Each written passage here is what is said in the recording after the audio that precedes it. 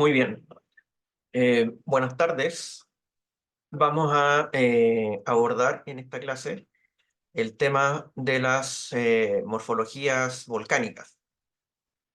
Eh, a modo de introducción, las morfologías volcánicas son básicamente el resultado de la actividad volcánica, por lo tanto, el estilo eruptivo, los depósitos o las rocas que resultan de esta actividad volcánica, sumada a la interacción que tienen con el ambiente en el cual se emplazaron, van a dar lugar a la morfología resultante. Un estratovolcán, por ejemplo, un volcán compuesto, es básicamente la acumulación de los distintos depósitos y lavas que han sido erupcionados durante el transcurso de la historia geológica de un volcán. Y por lo tanto, los tipos eruptivos que han ocurrido en el pasado, de alguna manera condicionan cuál va a ser la morfología resultante que vamos a tener. A modo de introducción, por ejemplo, aquí estamos viendo dos morfologías muy distintas en cuanto a volumen, tamaño, y también en la complejidad o simplicidad que estas puedan tener. Por ejemplo, aquí en esta imagen que estamos viendo en la izquierda, estamos viendo un sistema volcánico bastante complejo con distintas morfologías asociadas. Este es el volcán Teide, la cumbre que está acá principal, en la isla de Tenerife, en las Islas Canarias, y podemos apreciar varias morfologías que están configurando este complejo volcánico. Por un lado, fíjense que aquí estamos viendo una serie de bordes de caldera asociadas a más de un colapso de un edificio volcánico anterior, que aquí estamos viendo las pendientes, que habría sido un volcán más bien de tipo escudo.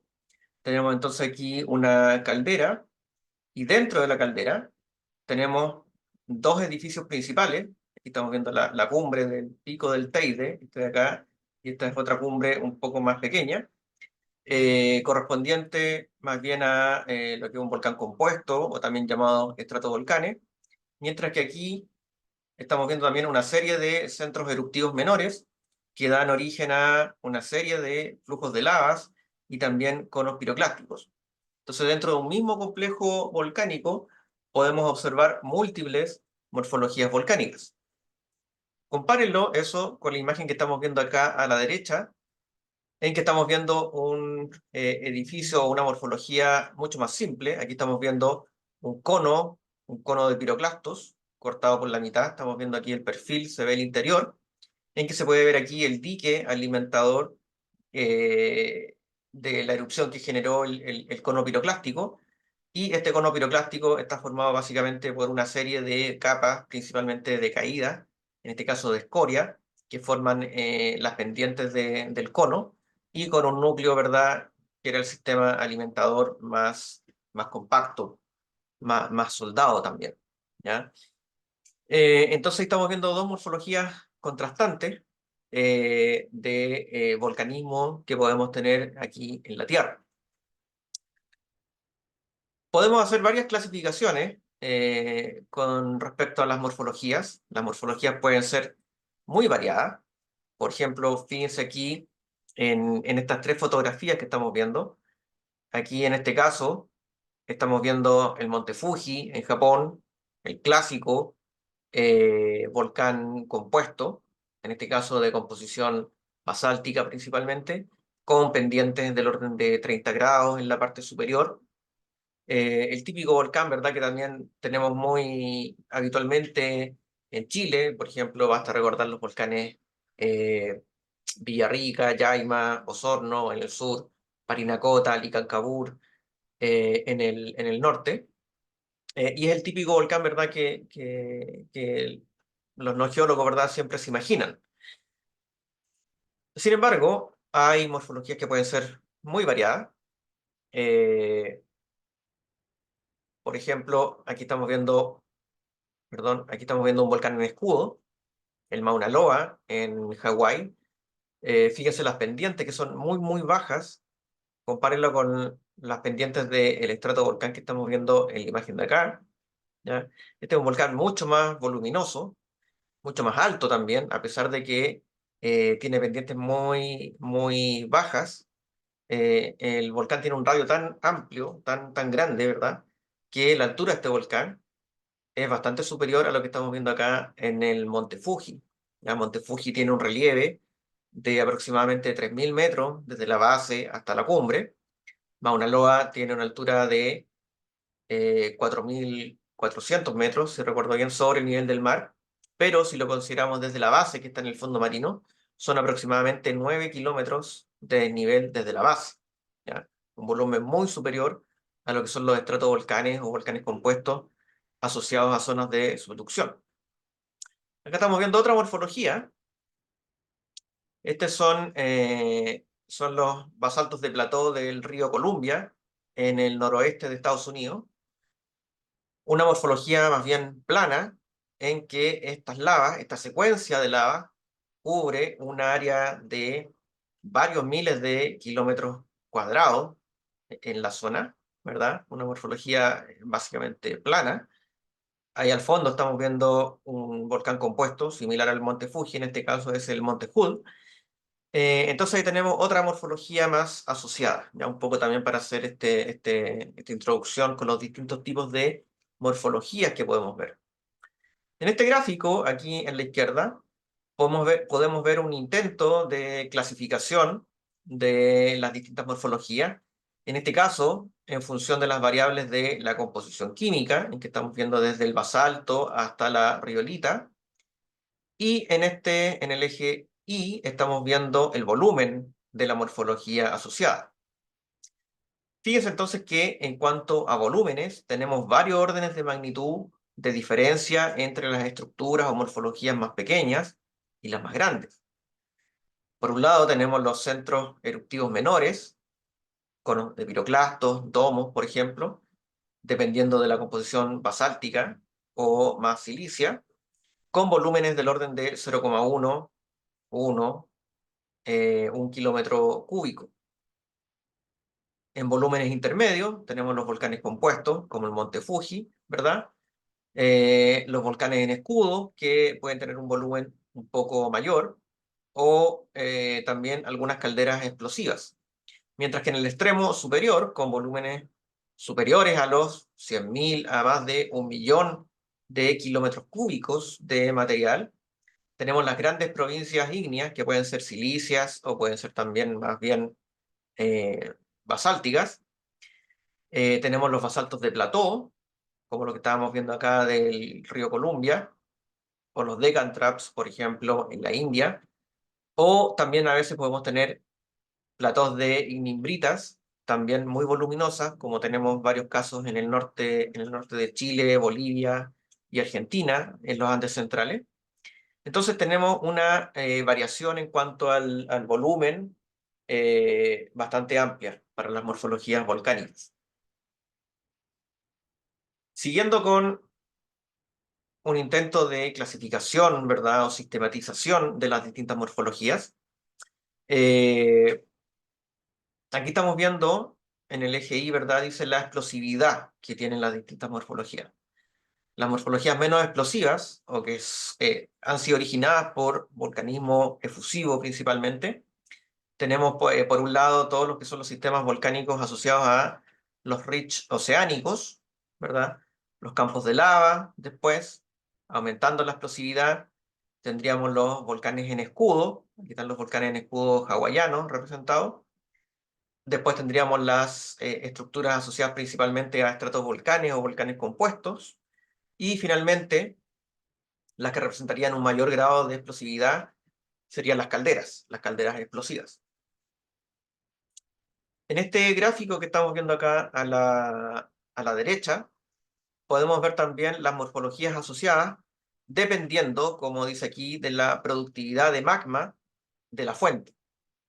Si tenemos una productividad de magma relativamente baja, tasas eruptivas relativamente bajas, o más bien tasas de producción de magma relativamente bajas, tenemos la constitución de campos monogenéticos, campos aislados, centros eruptivos menores. Si va aumentando la producción de magma, tenemos la formación de reservorios magmáticos, que van a dar lugar finalmente a volcanes compuestos o estratovolcanes, mientras que si tenemos una tasa eruptiva extremadamente alta, en que ya tenemos un grado importante de asimilación de la corteza y la formación de reservorios magmáticos mucho mayores, tenemos la presencia de calderas, ¿ya? Esto siempre a modo general para ver en una perspectiva global, ¿verdad? Lo que son las distintas morfologías volcánicas. Veamos entonces, partamos nuestra discusión de morfologías con las tres morfologías clásicas que se discuten cuando hablamos de las distintas formas que pueden adquirir los edificios volcánicos. Estos son los volcanes en escudo, por un lado, los volcanes compuestos o estratovolcanes. Fíjense que estoy hablando de volcanes compuestos o estratovolcanes, ya que el nombre estratovolcán, muchos autores señalan que es un nombre incorrecto, ya que otras morfologías como los volcanes en escudo o los conos de piroclastos también están formados por estratos. Por lo tanto, se prefiere utilizar el nombre de volcán o cono compuesto en vez de estratovolcán, ¿ya? Pero son sinónimos dependiendo de cómo lo vean en la literatura. Partamos entonces con lo que son los volcanes en escudo, ¿ya? Fíjense que aquí estamos viendo estos tres volcanes que aparecen en este gráfico. Voy a apagar el video para que se vea todo. Ahí sí. Fíjense que estos tres volcanes que aparecen acá están dibujados a escala, a la misma escala. Entonces aquí podemos apreciar el enorme volumen que pueden tener estos volcanes hawaianos, ¿ya? Este es el Mauna Loa, y aquí estamos comparándolo con el Monte Rainier en Estados Unidos. El Monte Rainier es un volcán compuesto, es un volcán bastante grande, tiene un desnivel del orden de más de 3 kilómetros entre la base y el techo. Es uno de los volcanes importantes de la cadena de las cascadas en Estados Unidos. Pero fíjense que de todas formas palidece en comparación con el tamaño que puede tener este volcán en escudo. Y ni hablar con un cono piroclástico típico que estamos viendo acá, que rara vez supera los 500 metros de radio y menos de 200 metros de altura, ¿ya? Como les decía, estos volcanes hawaianos pueden alcanzar tamaños muy voluminosos. El Mauna Loa en particular tiene aproximadamente 9 kilómetros de altura desde la base hasta el techo. De hecho, son tan voluminosos estos volcanes que producen una verdadera flexura de lo que es la corteza oceánica en el fondo marino debido al peso. Es una flexura que son de al menos unos 5 kilómetros de espesor, lo que es bastante importante. Los volcanes en escudo, entonces, se caracterizan por estar constituidos esencialmente por flujos de lava. ¿Ya? La proporción que tienen de material piroclástico es muy baja, ¿ya? Menos del 10-5%. Están constituidos principalmente por flujos de lava. Estos flujos de lava tienden a ser también bastante dispersos en cuanto a el largo final que pueden alcanzar. Están asociados principalmente a composiciones basálticas, en que los flujos de lava, como en el caso del Mauna Loa, pueden recorrer fácilmente varias decenas de kilómetros de distancia desde la fuente. Por eso es que tienen una extensión tan amplia y por eso también es que tienen una pendiente muy baja, ¿ya? Son flujos de lava en general bastante delgados, con muy poco espesor, al tener una baja viscosidad. Pueden avanzar entonces bastante desde la fuente y se forma entonces esta morfología característica. Aquí estamos viendo entonces un esquema de estos volcanes en escudo, formados principalmente por flujos de lava. Muchas veces, como ocurre en los volcanes hawaianos, también por ejemplo en los volcanes que forman las Islas Galápagos, se forma una caldera en la cima de estos volcanes, producto de que muchas veces la evacuación del magma que está en la cámara magmática ocurre de manera lateral, el magma está siendo evacuado por una fisura o por un centro eruptivo del flanco del volcán, lo que hace que la parte central que está sobre la cámara magmática termine perdiendo sustentación y muchas veces pueda colapsar, formando entonces una caldera en la parte superior. Ahí estamos viendo una fotografía nuevamente del el Mauna Loa, en que se pueden apreciar las suaves pendientes que tiene. Estas pendientes rara vez superan los 5 grados de inclinación, ¿ya? Son pendientes en general muy, muy bajas. Pero no hay que dejarse engañar por eso. Como les digo, la altura de este volcán puede ser bastante considerable, típicamente mayor que la de los volcanes compuestos. Bueno, Hawái es un caso muy estudiado, muy interesante también. Aquí se puede apreciar esta cadena, la cadena hawaiana Emperador, que marca la traza del punto caliente, que se encuentra hoy en día donde está la isla grande de Hawái, donde los volcanes activos son principalmente el Mauna Loa y el Kilauea. Y esta traza que va dejando el punto caliente a medida que la placa pacífica se va desplazando, está relacionado justamente con ese movimiento. Aquí en este gráfico se puede apreciar la distancia a la que nos encontramos del Kilauea, que es el centro, digamos, del punto caliente hoy en día, y aquí tenemos la edad en millones de años.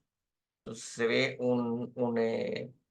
una correlación bastante lineal que indicaría que la velocidad de avance de esta placa, si asumimos que el punto caliente está fijo, se ha mantenido prácticamente constante, con un promedio, como aparece acá, de 8,6 centímetros al año.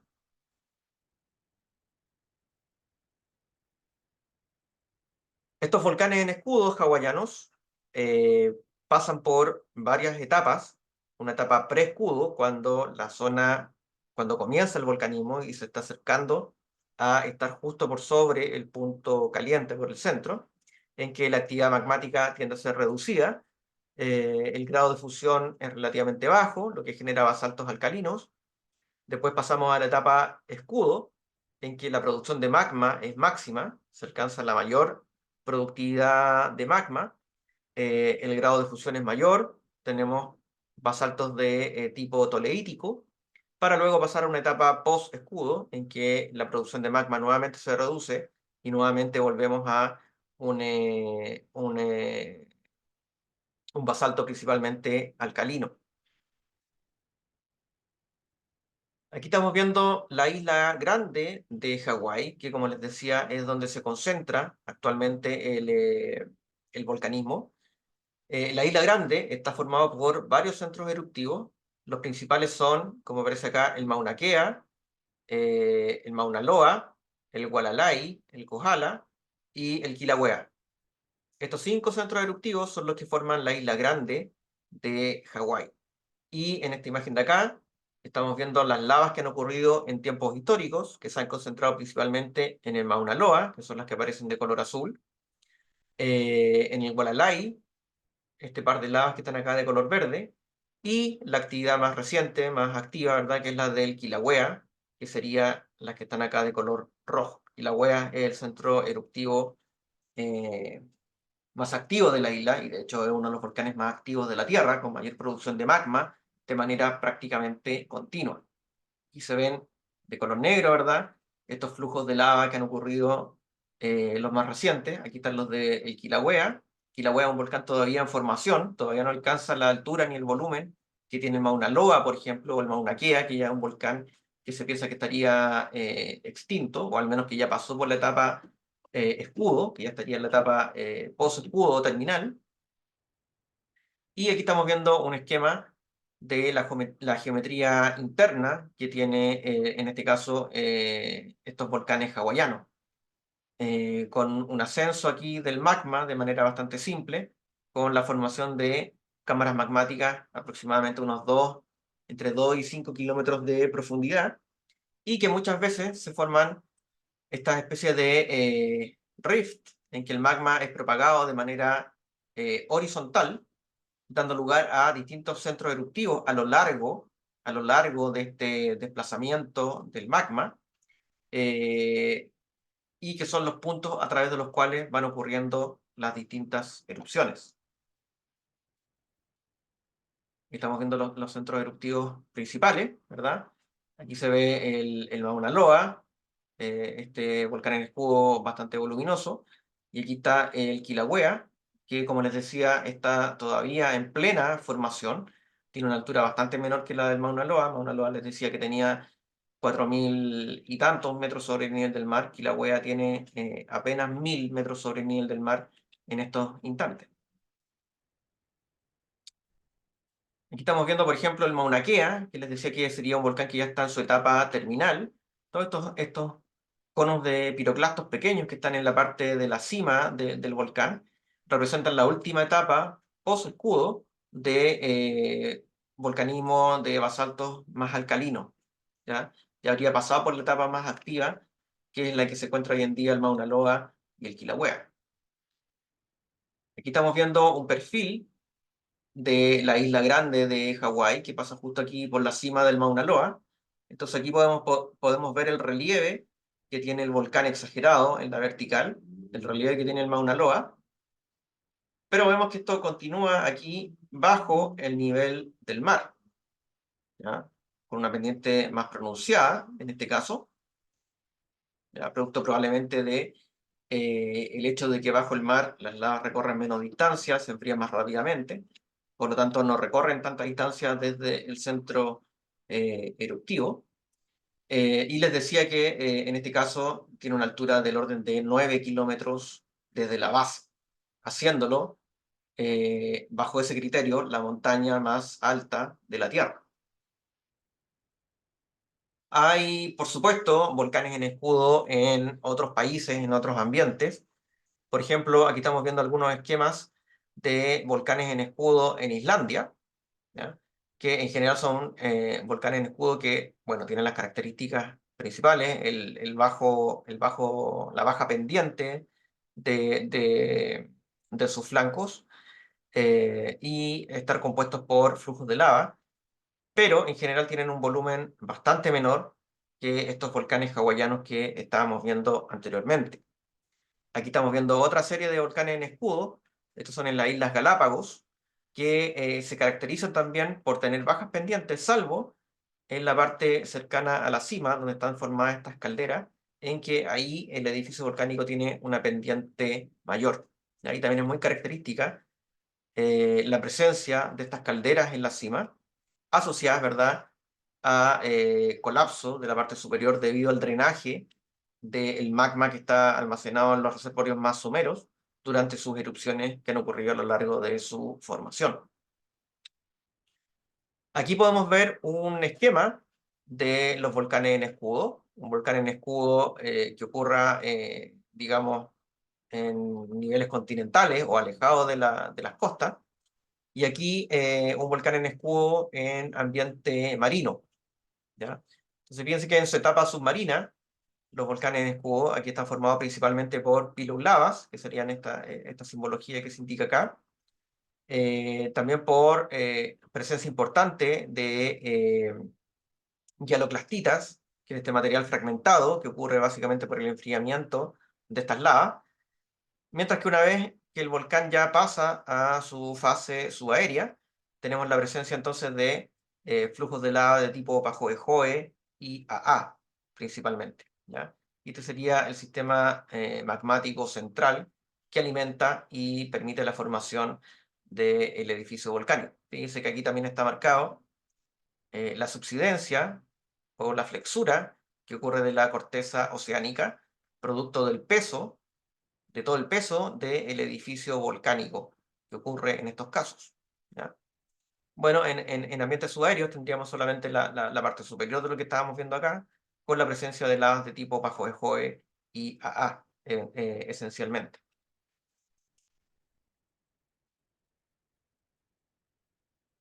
Por otro lado, los conos de piroclastos son morfologías muy, muy pequeñas.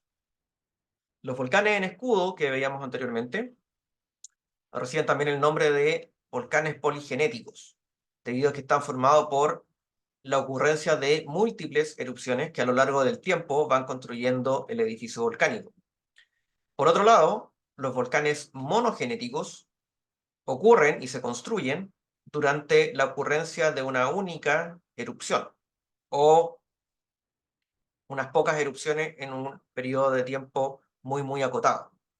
Debido a eso también es que el volumen o el tamaño que tienen estos edificios volcánicos es mucho menor si lo comparamos con un volcán en escudo o con un volcán compuesto. Los conos de piroclastos, como lo indican su nombre, típicamente están constituidos esencialmente por capas de depósitos de caída, depósitos básicamente piroclásticos, salvo la parte central, donde está el conducto alimentador, en que está formado por el magma que se enfrió al momento de ascender. Estos conos de piroclastos típicamente están asociados a volcanismo explosivo de tipo estromboliano, muchas veces, en el caso de erupciones de composición más bien máfica, o a veces con estilos subclinianos o un poco menos intensos, en el caso de volcanismo más silicio. Son mucho más típicos en el volcanismo máfico, estos conos de piroclastos. Y muchas veces, ¿verdad?, también están asociados con campos de lava que se generan durante esta actividad estromboliana. ¿Ya? Uno de los casos más interesantes, ¿verdad?, fue la erupción del Paricutín en la década del 40 y del 50 del siglo XX, en que se pudo presenciar el nacimiento y crecimiento de este volcán que estamos viendo aquí en el fondo, que estuvo acompañado también por la emisión de una serie de flujos de lava que cubrieron toda el área alrededor del volcán, sepultando varios poblados, como estamos viendo acá. Quedó en pie solamente la iglesia, que era la estructura más elevada de este poblado. ¿Ya? Paricutín estuvo en erupción por aproximadamente 10 años de actividad prácticamente continua, que fue sí disminuyendo a lo largo del tiempo, pero el cono principal que estamos viendo acá alcanzó su altura máxima, casi toda su altura máxima durante el primer año. Estos conos de piroclastos pueden crecer muy rápidamente. En Chile también presenciamos el nacimiento y crecimiento de un cono de piroclastos durante la erupción del cono Navidad a los pies del volcán Lonquimay entre diciembre de 1988 y marzo de 1990. En este caso, también la actividad al comienzo de la erupción fue esencialmente estromboliana y efusiva, también hubo la generación de un flujo de lava, y aquí estamos viendo cómo fue creciendo este cono piroclástico durante los primeros meses. El cono comenzó a edificarse el 25 de diciembre de 1988, y aquí estamos viendo al 5 de abril del 89, es decir, prácticamente 4 meses después de comenzar la erupción, alcanzó una altura de aproximadamente 200 metros sobre la base. ¿Ya? Después siguió creciendo un poquito más, pero a esta fecha ya había alcanzado prácticamente su altura máxima. Entonces son conos que se pueden edificar de manera muy rápida. Aquí estamos viendo la estructura interna que tienen habitualmente estos conos. Fíjense que aquí en la parte central tenemos el dique alimentador, como también lo veíamos en la primera fotografía de la presentación.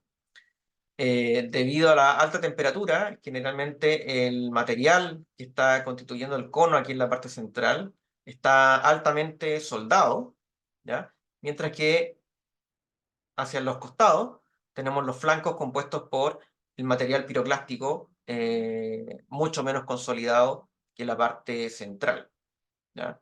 Un cono piroclástico típicamente alcanza alturas menores a 200, 300 metros, con un radio basal del orden también de unos 500 a 1 kilómetro de distancia, ¿ya? Son en general estructuras bastante pequeñas, como les decía, en cuanto a volumen, no alcanzan el kilómetro cúbico, eh, típicamente bastante menos de 0,1 kilómetro cúbico, que, como les decía, es mucho menor si lo comparamos con estructuras como volcanes en escudo, que pueden ser del orden de miles o decenas de miles de kilómetros cúbicos de material.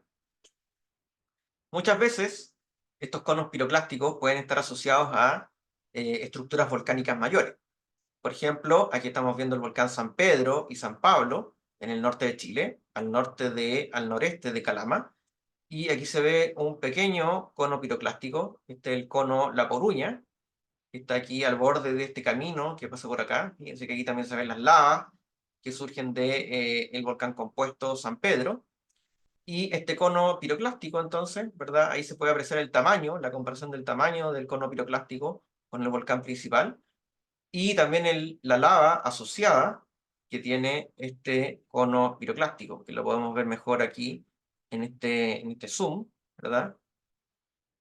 Y acá también, aquí se ve bastante bien la morfología, debido a las condiciones áridas que se encuentran en el norte de Chile. La preservación del cono, a pesar de que tiene varios miles de años, es bastante buena. Y aquí se ve también la conexión que tiene con el flujo de lava asociado a la erupción que formó esta morfología. Aquí se ve un perfil en que se puede apreciar que el cono, la Coruña, tiene aproximadamente 150 metros de altura sobre la base de la cual se edifica, ¿ya? Muchos volcanes, por ejemplo, Villarrica, Yaima, Osorno, tienen múltiples conos piroclásticos asociados en los flancos del volcán. Yaima, Villarrica tienen aproximadamente 40 conos piroclásticos distribuidos alrededor de su flanco, y muchas veces representan material más primitivo comparado con el material que ha sido emitido del cono central. Entonces hay varias hipótesis ahí. Una puede ser que debido a eh, al ser más primitivo, con menor contenido de sílice, son magmas más densos, y por lo tanto buscan una salida por un relieve más bajo que el cono principal, que está más elevado, y esa podría ser una explicación. O que, bueno, todo el sistema magmático es más complejo, eh, y estos magmas más primitivos ascienden de manera directa desde el límite manto-corteza, digamos, y serían independientes del sistema magmático más somero principal del edificio o cono principal, ¿ya? Generalmente tienen diferencias químicas entre los distintos productos que forman la morfología del complejo volcánico. Si bien los conos de piroclastos están asociados principalmente a lo que son magmas de composición basáltica, también pueden ocurrir conos piroclásticos de composición más evolucionada. Por ejemplo, aquí estamos viendo el cordón Caulle, con el flujo de lava que se generó durante la erupción del 2011. Y en esta zona de acá, la fuente de la erupción, una erupción que comenzó con una etapa subliniana altamente explosiva y que después fue decayendo esta actividad explosiva, transicionando a un estilo más efusivo, formó un cono de piroclasto en la zona de la fuente. Aquí estamos viendo otro cono de piroclastos más antiguo, conos de piroclastos que tienen una composición básicamente riolítica. Entonces tenemos todo el espectro composicional para la formación de estos conos de piroclastos. Aquí estamos viendo las tasas de crecimiento de algunos casos históricos de conos de piroclastos. De hecho, aparece el cono Navidad en Chile, son los triángulos negros, en que, como les decía, alcanza su altura máxima en unos cuantos meses, ¿ya? Bueno, aquí consideran solamente, están viendo 250 horas, o sea, en aproximadamente 10 días, alcanzó ya una altura de 200 metros. Alcanzó una altura un poco más alta a lo largo de los meses que duró esta erupción, ¿ya? Pero en general tienen un crecimiento bastante rápido. Y aquí estamos viendo, por otro lado, la tasa de decaimiento, la erosión que van sufriendo estos conos. Obviamente, esta tasa digamos, de erosión va a depender de las condiciones climáticas en las cuales se encuentra. Este perfil, por ejemplo, está hecho para un cono piroclástico en la zona de Francia central, con un clima templado. Entonces se ve ahí el perfil original, fresco, del cono de piroclasto, y cómo va decayendo después de 10.000 años, 1.000.000, 4 millones, finalmente 5 millones de años, en que básicamente lo único que queda es la parte central, que como veíamos anteriormente, está más soldada. Hay otras morfologías menores también, similares en cuanto a tamaño a los conos de piroclastos, que es cuando hay presencia de agua, lo que discutíamos en la clase de hidrovolcanismo. Cuando hay presencia de agua, típicamente la erupción tiende a ser más explosiva y los depósitos resultantes y la morfología resultante también tiende a ser distinta. Aquí nuevamente estamos viendo este gráfico que ve la razón entre agua y magma y aquí la energía mecánica que se libera. Aquí estamos viendo un cono de escoria, un cono piroclástico, como lo que discutíamos recientemente, asociado principalmente a actividad estromboliana hawaiana. Y aquí estamos viendo las otras morfologías. Aquí estamos viendo lo que correspondería a un mahar o también a un anillo de toba, que son bastante similares. El anillo de toba, la diferencia es que tiene un cierto relieve, tiene depósitos que forman un edificio de baja altura, pero de alta pendiente, mientras que el mahar es principalmente el cráter de explosión que resulta de la erupción y que generalmente está relleno por agua, formando un lago. Y aquí tenemos un cono de tobas, que sería cuando la razón de agua comienza a aumentar y la explosividad tiende a disminuir. Fíjense que en el caso de un mar, la perturbación que ocurre en el sustrato, en la roca caja, es bastante grande si lo comparamos con el cono de escoria o el cono piroclástico y el cono de toba, ¿ya? Y se forma una especie de embudo debido a la explosión, que es lo que recibe el nombre de una diatrema. ¿Ya? La diatrema es básicamente este embudo entonces que forma parte del sistema alimentador resultante de la explosividad que ocurre durante la erupción. Lo podemos ver aquí con un poco más de detalle. ¿Ya? Eso también es lo que diferencia, entonces, por ejemplo, a un mahar, ¿ya? En que estamos viendo esta diatrema bien desarrollada, comparada con un anillo de toba, por ejemplo, en que está menos desarrollada, y un cono de toba, ¿ya? El cono de tobas, en general, tiene eh, pendientes altamente pronunciadas, si lo comparamos con un cono de piroclasto. El cono de piroclasto tiene un ángulo de pendiente determinado principalmente por el ángulo de reposo, del orden de 30 grados. Los conos de toba pueden alcanzar pendientes mayores, debido a que el material que constituye el edificio es más fino y tiene mayor humedad al momento del emplazamiento, lo que le da una mayor cohesión y puede entonces alcanzar mayores pendientes. Lo mismo pasa con los anillos de toba, pero la mayor explosividad y la mayor presencia de oleadas piroclásticas, por ejemplo, dejan esta morfología eh, en que el radio del edificio es mayor, tiene un mayor alcance, los productos, la oleada, comparado con el cono de toba, ¿ya?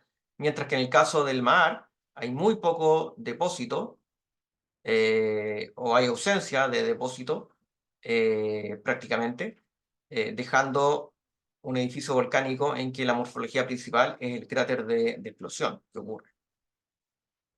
Todas estas morfologías, los mahares, los anillos de toba y los conos de toba, son habitualmente morfologías monogenéticas, es decir, que se forman durante una única erupción volcánica, y al igual que los conos de piroclastos, tienen un volumen bastante reducido.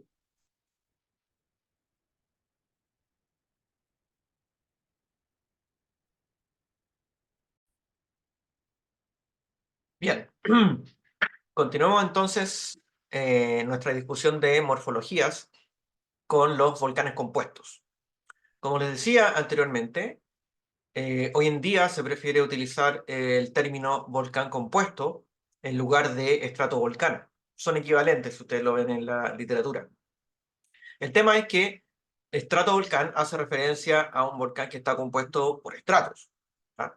Pero si lo pensamos, un volcán en escudo también está formado por estratos, en ese caso por estratos de lava, o un cono de piroclastos también está formado por estratos, en ese caso estratos de depósitos de caída. Por lo tanto, el nombre estratovolcán sería algo ambiguo.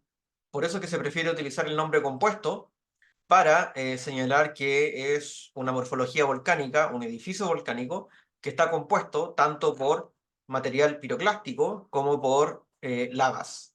¿Ya? Entonces, un volcán compuesto es un volcán mixto formado por lavas y material piroclástico, tanto de caída como flujo piroclástico. Los volcanes compuestos son, podríamos decir, el arquetipo de morfología volcánica. Si le preguntan a cualquier persona no entrenada en geología, ¿verdad? Y les preguntan por la forma que tiene un volcán, probablemente lo más probable es que señale un estratovolcán o un volcán compuesto. ¿Ya?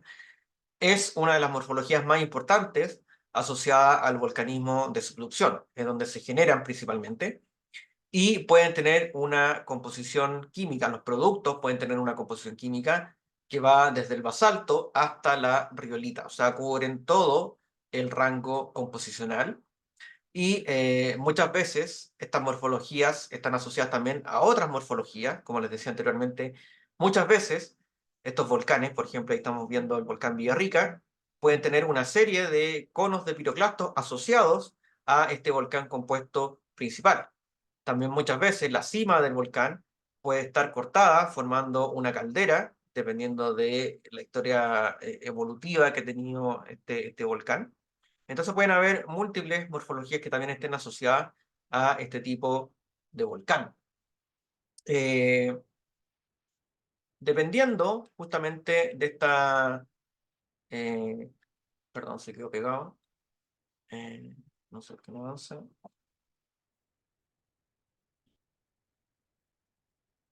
Esperen, voy a detener un poco porque está pegado. Ok, tenía un problema con el PowerPoint. Ahora sigamos. Les decía entonces que dependiendo de la composición química también predominante de los productos emitidos, la morfología de estos volcanes compuestos puede ser muy distinta. Por ejemplo, aquí en estos diagramas, ¿verdad? En estos dibujos que estamos viendo la morfología típica que tiene un volcán compuesto cuando la composición principal es basáltica, de baja viscosidad, y aquí estamos viendo un volcán compuesto cuando la composición química predominante de los productos es más evolucionada, más silicia. Entonces, cuando tenemos un volcán compuesto basáltico, tenemos un volcán que tiende a ser más simétrico, con forma de cono, con un centro de emisión principal bien definido, y debido a la baja viscosidad que tienen las lavas, que tienen los productos, estos escurren de manera radial en torno al edificio volcánico, dándole entonces esta forma cónica, regular.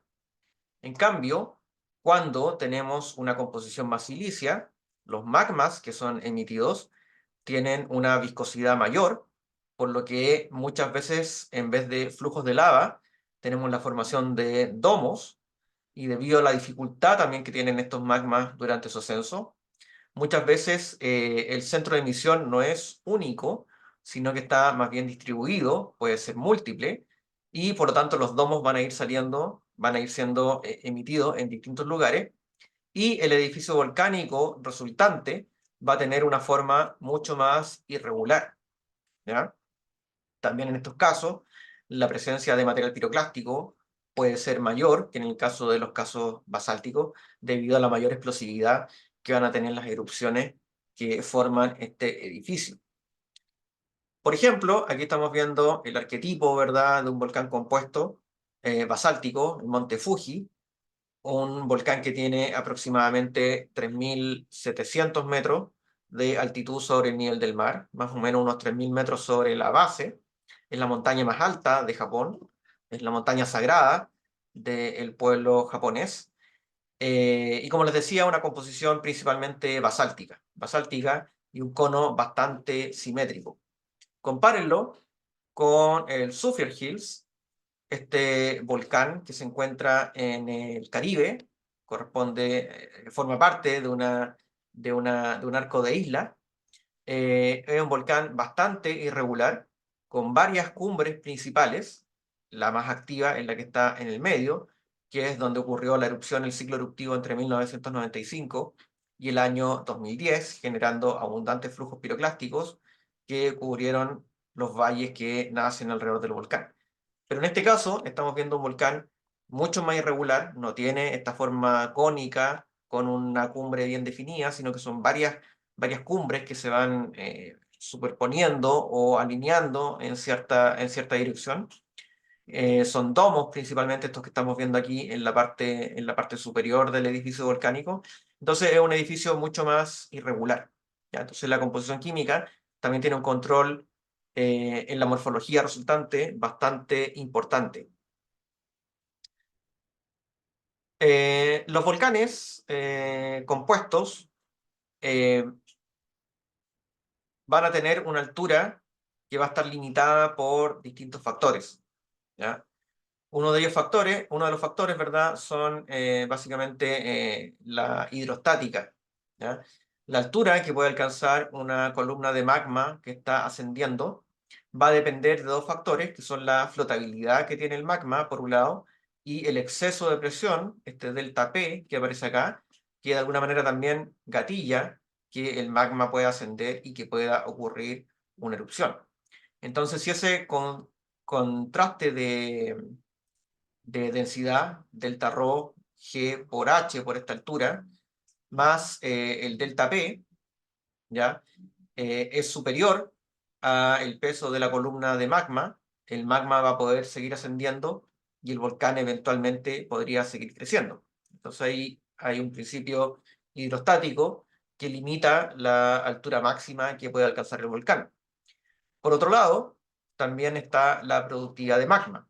A medida que el volcán va creciendo, cada vez se necesita mayor cantidad de, digamos, de material para seguir aumentando la altura. O sea, en otras palabras, cada metro de crecimiento le va a ir costando más al volcán a medida que va creciendo, ya que se necesita un radio cada vez más amplio para que el volcán pueda seguir creciendo, ¿ya? Entonces ahí también hay un factor volumétrico para la altura máxima que puede alcanzar el volcán.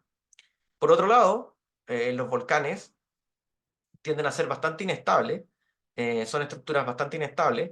Por un lado, el tipo de material, las fracturas que pueden ocurrir por la misma actividad volcánica, la alteración hidrotermal que puedan tener, hacen que los volcanes muchas veces terminen colapsando y eso de alguna manera también limita el crecimiento máximo que estos puedan tener.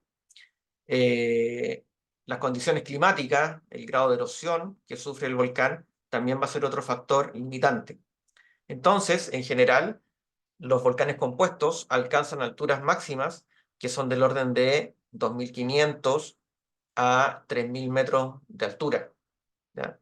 Caso extremo es el volcán Klitschevskoy, que se encuentra en la península de Kamchatka, en Rusia. Es el volcán que estamos viendo aquí, en esta imagen, que tiene una altura sobre la base de aproximadamente 4.000 metros. En mi registro, es el volcán más alto, perdón, más alto en zonas de subducción, si uno lo considera desde la base del volcán hasta el techo, no sobre el nivel del mar, ¿ya? Entonces, esos son los factores principales que afectan el crecimiento de estos volcanes. El volumen es intermedio entre los volcanes en escudo, como el caso hawaiano, y los conos de piroclastos. Por ejemplo, volcanes como el volcán Villarrica, Yaima, son volcanes bastante voluminosos dentro de los volcanes compuestos, con volúmenes del orden de 200 a 400 kilómetros cúbicos, ¿ya? Otros volcanes menores tienen volúmenes de 50, 100 kilómetros cúbicos, pero estamos hablando en ese rango en términos generales. De acuerdo a la morfología que pueden representar, eh, podemos subdividir a los volcanes compuestos en varios tipos. Por un lado, tenemos los conos simples, ¿ya?, que sería una morfología simple, con simetría radial, y que generalmente son volcanes jóvenes, como por ejemplo el Klitschevskoy, que veíamos anteriormente, el Osorno, Villarrica, acá en Chile, el Monte Fuji, ya son volcanes relativamente simples. Por otro lado, tenemos aquí lo que llaman los shield-like o como volcanes en escudo, que son volcanes que muchas veces tienen eh, pendientes menos pronunciadas en los flancos laterales, mientras que a medida que nos acercamos a la cima, la pendiente tiende a aumentar, ¿ya? Son volcanes menos comunes, diría yo, ¿ya? Esta clasificación que está definida acá.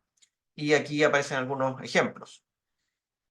Por otro lado, tenemos los volcanes. Aquí hay también un término un poco ambiguo, compound, dice aquí, ya que compound y composite tienen la misma traducción en el español, compuesto, ¿ya? Pero son volcanes que tienen una migración del cráter, de la fuente principal de donde están siendo emitidos los magmas, lo que forma típicamente una estructura o morfología volcánica elongada en una cierta dirección, debido a la migración que ha sufrido el centro de emisión.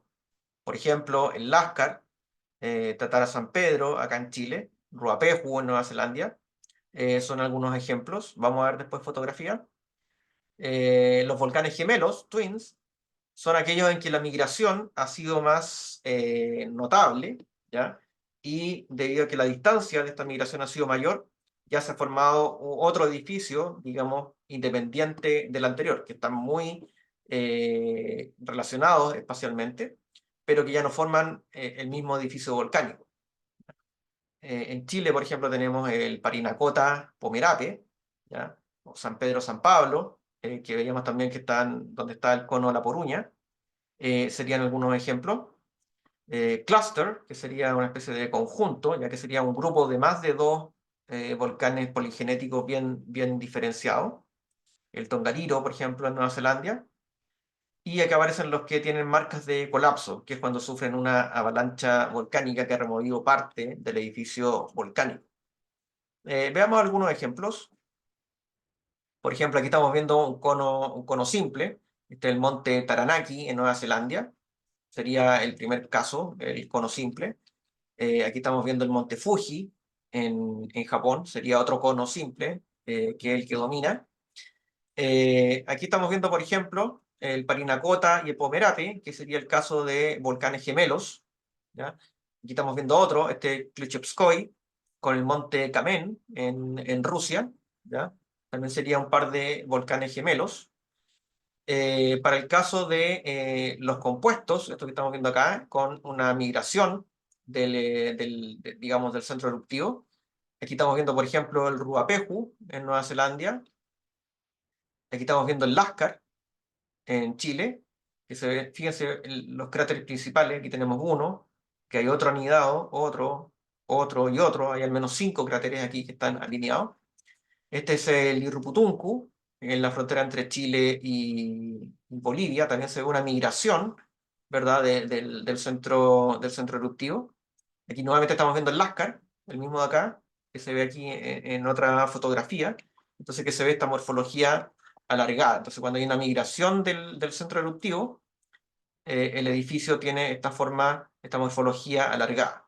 Cuando esa migración es más notable, tenemos la formación de volcanes gemelos, ¿ya?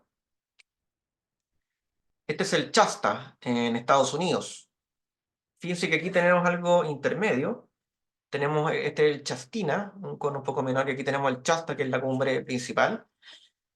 Aquí sería como algo intermedio entre estos volcanes compuestos alineados y los gemelos, ya que se ve una separación con dos conos, pero fíjense que la base la comparten. Entonces ahí estaríamos viendo un caso, digamos, intermedio. Aquí estamos viendo otros volcanes que son bastante voluminosos, en este caso bastante altos, y que corresponden a ambientes aquí no de subducción, sino que de punto caliente.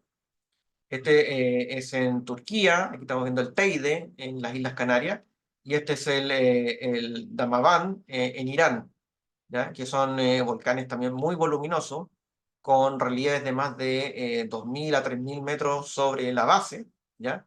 Y que probablemente estén asociados a que en estos puntos calientes la producción de magma es mayor y permiten formar entonces un volcán más voluminoso que lo que ocurre habitualmente en las zonas de subducción.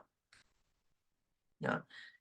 Aquí estamos viendo algunos ejemplos, un cono simple, Licancabur, en el norte de Chile. Aquí se puede apreciar también la construcción del edificio volcánico, que son esencialmente flujos de lava, al menos en la parte más proximal, más cercana al edificio volcánico, pero también tienen intercalaciones de material piroclástico.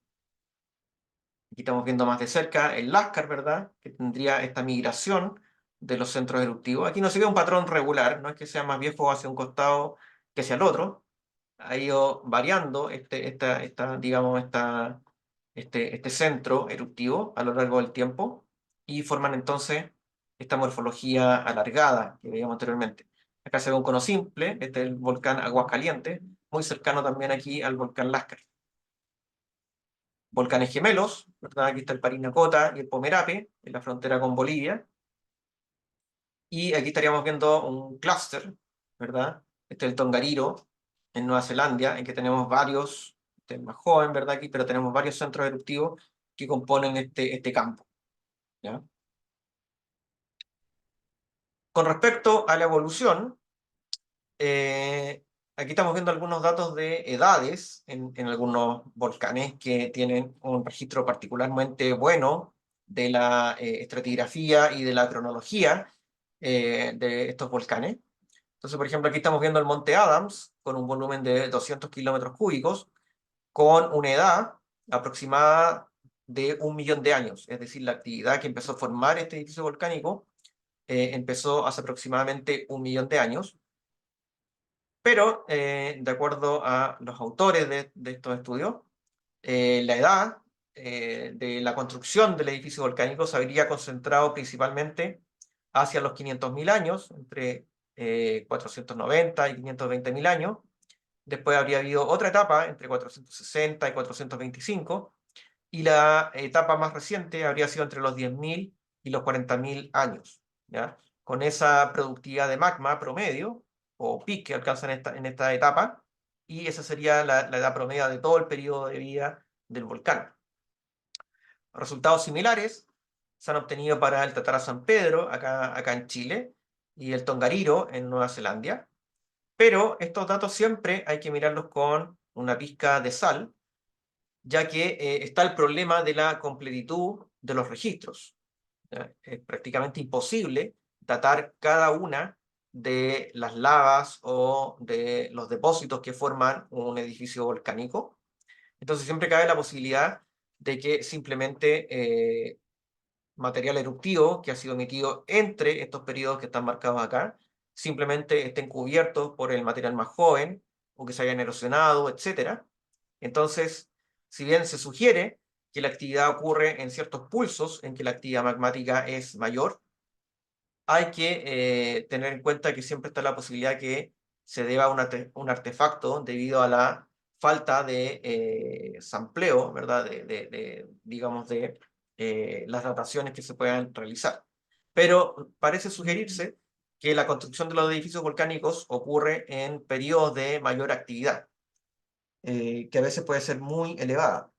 Por ejemplo, el Parinacota, que veíamos anteriormente, este volcán que está acá, el edificio actual que vemos se reconstruyó en apenas 8.000 años. Que hace 8.000 años aproximadamente ocurrió un colapso del edificio antiguo, se formó una avalancha de detritos y el volcán quedó truncado. Sin embargo, la actividad posterior, en los últimos 8.000 años, reedificó el edificio volcánico y hoy en día prácticamente no se ve ningún indicio en el edificio mismo del colapso que sufrió este volcán. Los depósitos sí también son bastante impresionantes, son muy claros, de la avalancha que se generó hace 8.000 años hacia el oeste del volcán, pero el escarpe prácticamente no se ve en el edificio actual, ¿ya? Entonces hay una reconstrucción muy, muy rápida del edificio volcánico. Aquí estamos viendo las distintas asociaciones, la arquitectura interna que tienen estos volcanes compuestos, ¿ya? Estos autores aquí han dividido las distintas asociaciones, lo clasifican en una asociación cercana al centro emisor principal. Después tenemos la asociación de la construcción del cono, y después tenemos la asociación de las planicies que están rodeando al edificio volcánico. Entonces, la asociación de la fuente principal, tenemos las intrusiones, los diques, los domos que están en la parte superior, toda la zona de alteración hidrotermal.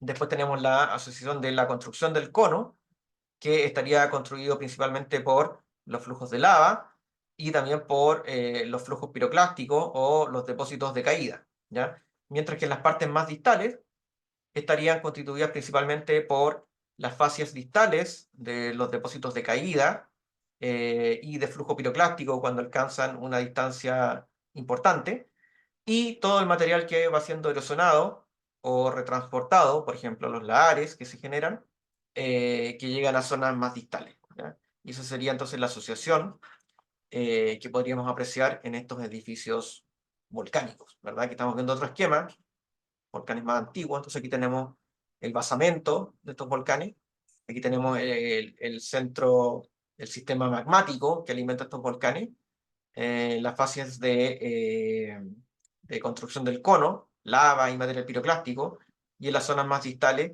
ya el material retrabajado, retransportado de los conos principales.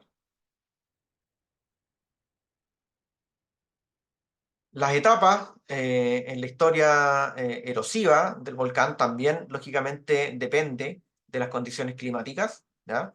Aquí tenemos un cono fresco que no ha sufrido alteración, ¿ya? En que se puede apreciar las morfologías primarias de los flujos de lava. El cráter principal también se puede apreciar a medida que va sufriendo erosión. Comienzan a aparecer valles más profundos que van erosionando los flancos proximales del volcán. Luego, si continúa la erosión, ya comienzan a desaparecer las estructuras primarias, ya no se distingue la cavidad del cráter principal, las lavas también van perdiendo sus morfologías primarias, y finalmente queda solamente la parte central, más dura, más resistente, de, el sistema alimentador del edificio volcánico. Aquí tenemos algunos ejemplos. Por ejemplo, el Monte Hood en Estados Unidos es un volcán que ha sufrido erosión bastante intensa debido a la actividad glacial que hay acá, ¿ya? Sin embargo, es un volcán activo, ¿ya? Lo que pasa es que en este caso las tasas de erosión, debido a los glaciares, son mayores que las tasas de producción de material volcánico. Por lo tanto, el volcán presenta un aspecto bastante erosionado, a pesar de que el volcán se encuentra todavía activo. Aquí estamos viendo un volcán, en este caso en Indonesia, eh, en un clima sin glaciares, pero con bastante lluvia. Entonces también va sufriendo erosión, en este caso. Principalmente la erosión la causan los cursos de agua, en este caso que surgen de manera radial en torno al edificio volcánico. Eh, Acá les quiero mostrar este ejemplo. Aquí estamos viendo el volcán Osorno, en el sur de Chile, un volcán activo, eh, con pocos rasgos de erosión, se ve bastante fresco el cono principal. Compárenlo, por ejemplo, con el volcán Puntiagudo, que forma parte de la misma cadena en esa zona. El volcán Puntiagudo es un volcán más antiguo, pleistoceno, con una edad superior a los 200.000 años, ¿ya? Entonces, en apenas 200.000 años, el cono ya ha sido bastante erosionado. Fíjense que, bueno, es puntiagudo justamente porque la zona central aquí de alimentación del edificio volcánico es lo único que se ha mantenido en pie aquí en la zona central, ¿ya? Esto es debido, por un lado, tanto a los glaciares que hay acá en la zona. Es una zona bastante húmeda, con muchas precipitaciones, que en este caso son en forma de nieve, que se transforma en hielo, ¿verdad? Y eso después los glaciares erosionan. Si uno lo compara con volcanes en el norte de Chile, muchas veces podemos ver edificios volcánicos de varios millones de años, 3, 4, 5 millones de años, que están prácticamente intactos, con todas sus morfologías primarias aún presentes, debido a que las condiciones de precipitación son mucho menores, son más áridas las condiciones, y permiten una preservación de las morfologías mucho más prolongada. Puntiagudo, como les decía, es un volcán de menos de 1 millón de años, pero que ya está altamente erosionado debido a las distintas condiciones.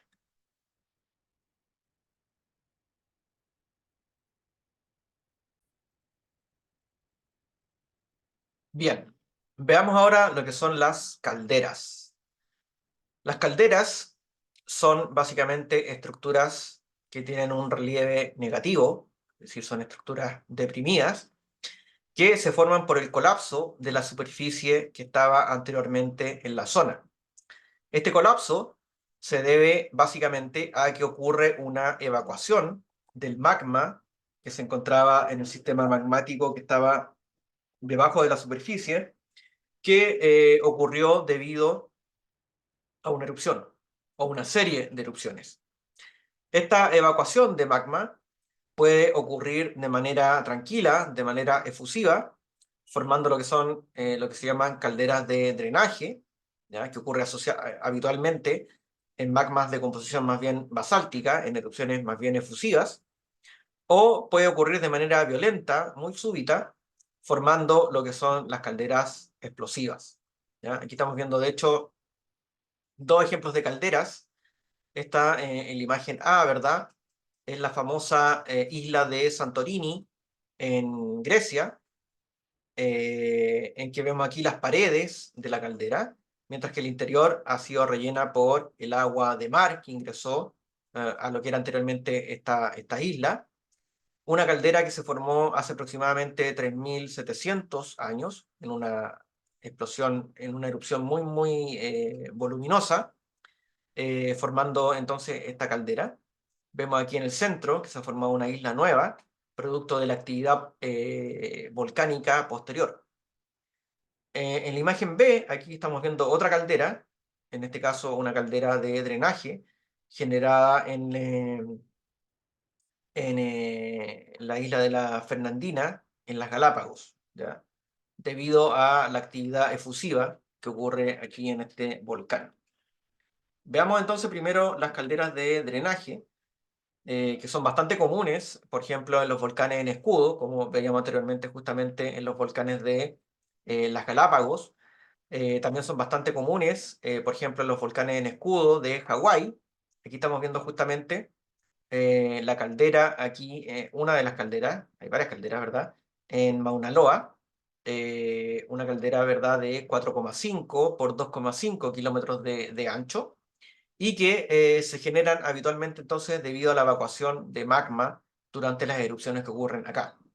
En este caso, la evacuación de magma ocurre de manera lateral, no ocurre por digamos, el sector donde se produce la subsidencia, donde ocurre la formación de la caldera, sino que más bien de manera lateral. Eh, Veámoslo enseguida.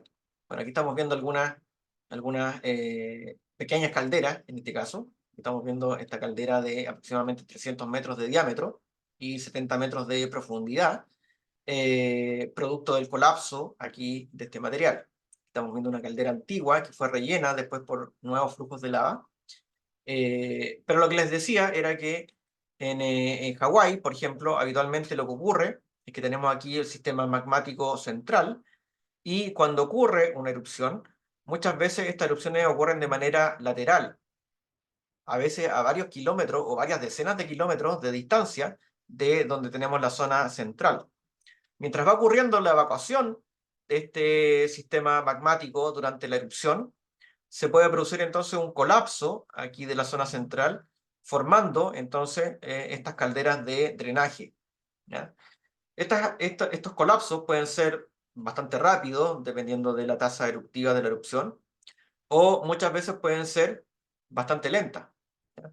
Por ejemplo, aquí estamos viendo la isla de Miyakejima, en Japón, sitio donde en el año 2000 comenzó a ocurrir una erupción, y esta erupción fue de carácter submarino, no fue en la isla misma, sino que empezó a ocurrir un vaciamiento, una evacuación de magma de manera submarina, de manera lateral. Pero el centro de la isla, la cima, la parte más alta, comenzó a colapsar. Y comenzó a colapsar, pero de manera lenta, ¿verdad? Fíjense aquí las imágenes. Julio del 2000 comenzó a ocurrir la subsidencia, después en agosto, y después en enero del 2001.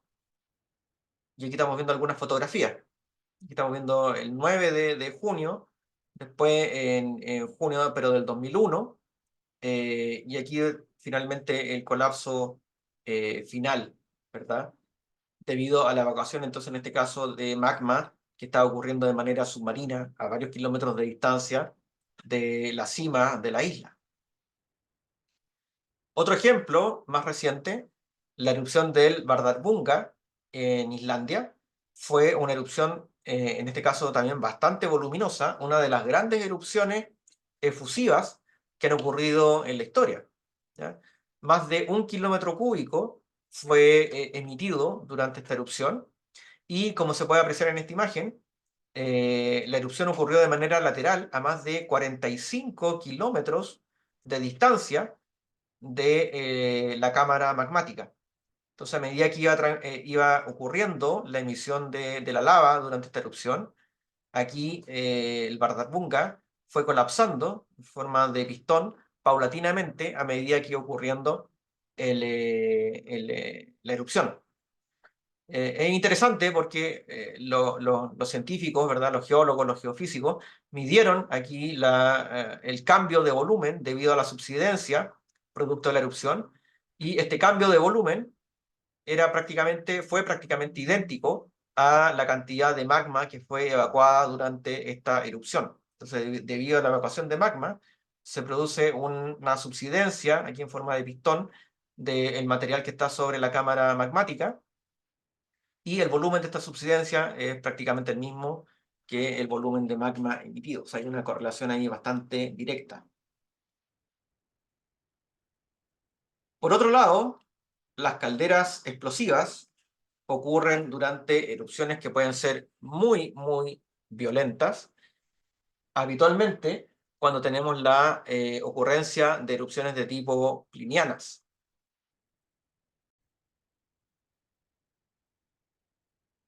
Bueno, las calderas explosivas, entonces, se forman durante, como dice su nombre, erupciones que son altamente explosivas, asociadas a erupciones plinianas fundamentalmente. Y en este caso, la evacuación que ocurre de magma es mucho más rápida. eh, en la mayoría de los casos también tiende a ser más voluminosa que en el tipo de colapso de calderas de drenaje, y consecuentemente las dimensiones que adquieren estas calderas pueden ser muchísimo mayores. Aquí estamos viendo, por ejemplo, una comparativa de calderas de distinto tamaño. Aquí aparecen varias de las calderas más grandes del mundo. Por ejemplo, tenemos la caldera Toba, que se encuentra en Indonesia. Yellowstone, aparece aquí el diámetro promedio que tienen estas calderas. Taupo, que hemos hablado también bastante de esa caldera en Nueva Zelanda. Cerro Galán, que se encuentra en Argentina. Long Valley, otra caldera conocida en Estados Unidos. Aira, en Japón. Eh, Aquí aparece algunas calderas históricas también, bastante más pequeñas. Pinatubo, 1991. Katmai, en el año 1912. Crater Lake, una de las calderas más famosas que está en Estados Unidos, hace 7000 años, de 10 kilómetros de diámetro. Entonces, los tamaños pueden ser bastante variados, pero las más grandes tienen dimensiones que son bastante mayores que las calderas de drenaje. Aquí estamos viendo algunos ejemplos. Esta es una caldera en Alaska. Aquí se puede apreciar bastante bien el borde de la caldera, y se ven algunas morfologías dentro de la caldera, resultado de la actividad posterior que ha ocurrido, la actividad volcánica posterior, ¿ya? Otra caldera aquí también en Alaska, cubiertas de nieve, ¿verdad? Esta es la caldera del Hudson, en el sur de Chile. Eh, sitio donde ocurrió, como dice acá, en 1991. En el año 1971 también ocurrió una erupción bastante importante, pero en el 91 ocurrió una erupción de tipo pliniana, que corresponde a una de las erupciones más grandes del siglo XX a nivel mundial. Aquí está la caldera del Crater Lake, como les decía, una de las calderas más conocidas, más bonitas también por el paisaje que se ha formado, cubierto de agua también este lago. Entonces, esta es una caldera de aproximadamente 10 kilómetros de diámetro, y vemos aquí esta isla que corresponde a un cono de piroclastos surgido de la actividad volcánica posterior. Aquí estamos viendo algunas calderas históricas también. Esta es, por ejemplo, la caldera del Pinatubo, que se formó en 1991. Esta es la caldera de El Tambora, aproximadamente 7 kilómetros de diámetro, en 1815, lo que fue una de las erupciones más grandes en tiempos históricos y también una de las erupciones a nivel global más grandes de todo el Holoceno. Esta es una caldera que está en las Islas Azores, correspondiente a Portugal, y aquí estamos viendo las paredes de una caldera en el Vesubio, ¿ya?, en Italia. Y se pueden ver muchos de los diques alimentadores de las erupciones que han ocurrido en el pasado. Veamos algunos ejemplos con la arquitectura que tienen muchas veces estas calderas. Aquí estamos viendo, por ejemplo, la caldera del Crater Lake, que veíamos unas fotografías anteriormente. Esta fue entonces una erupción que ocurrió hace aproximadamente 7.000 años, en lo que se llamaba el volcán, el monte Mazama, ¿ya? Y que formó entonces esta caldera de aproximadamente 10 kilómetros de diámetro. Eh, Básicamente por la remoción de lo que fueron aproximadamente unos 20 kilómetros cúbicos de magma durante la formación de esta erupción. La caída de la ceniza más fina llegó a varios miles de kilómetros de distancia de este volcán, ¿ya? Aquí estamos viendo la isla Wizard, que se llama, que corresponde a un cono de piroclastos formado por la actividad posterior, ¿ya? Aquí estamos viendo un poco la geología de la caldera, del lago, ¿verdad? Estas son las rocas que constituyen el volcán antiguo que colapsó, y aquí estamos viendo el interior de la caldera, ¿ya? Esto es lo que está hoy en día sumergido por el agua, ¿ya?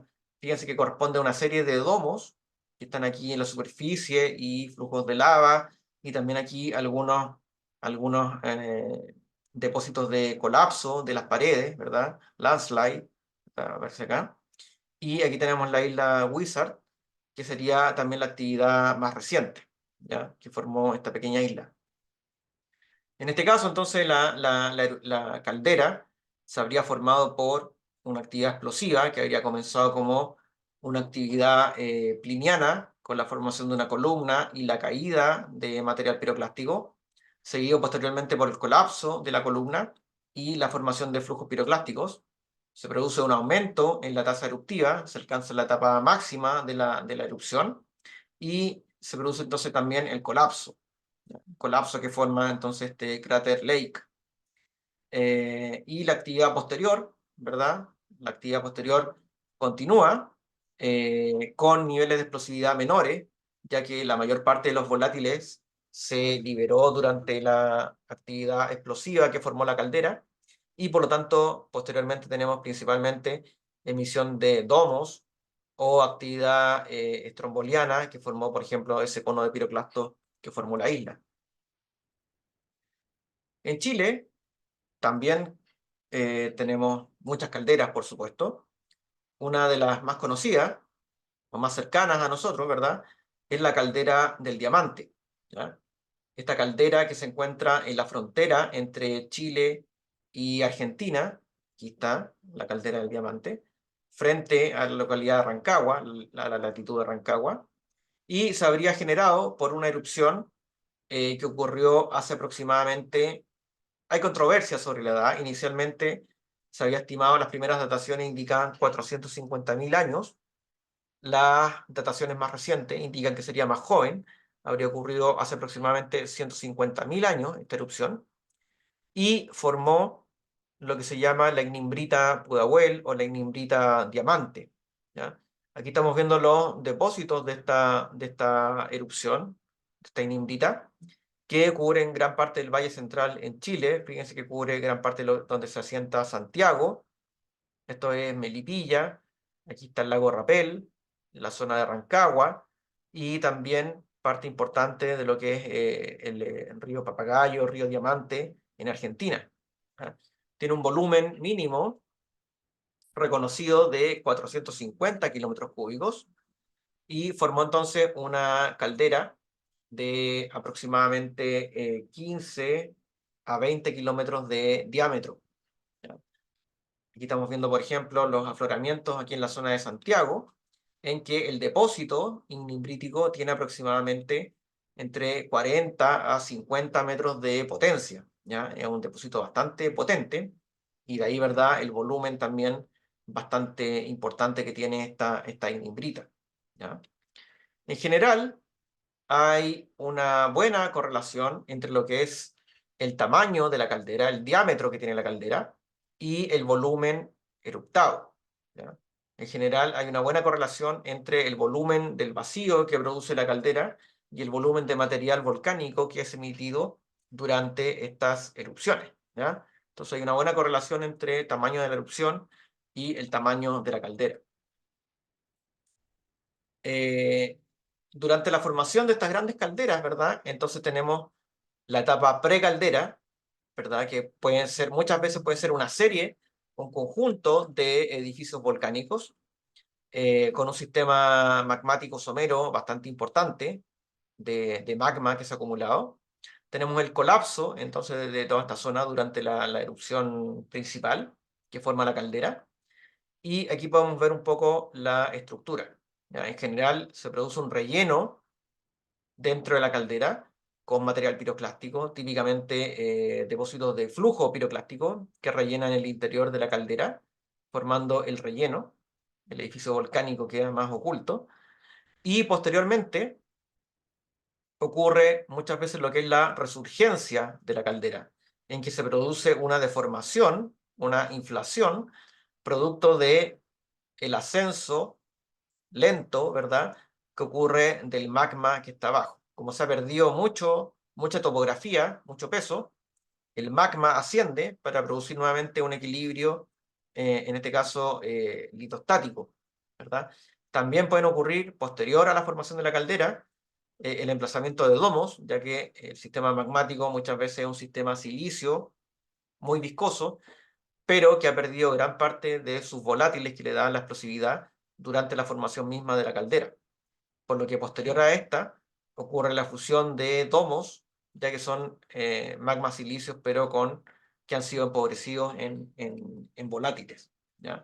Entonces muchas veces esta es la secuencia que tenemos durante la formación de la caldera, pre y post caldera. ¿Ya? Aquí estamos viendo también un esquema con los productos que son generados cuando se produce la subsidencia durante la formación de la caldera. ¿Ya?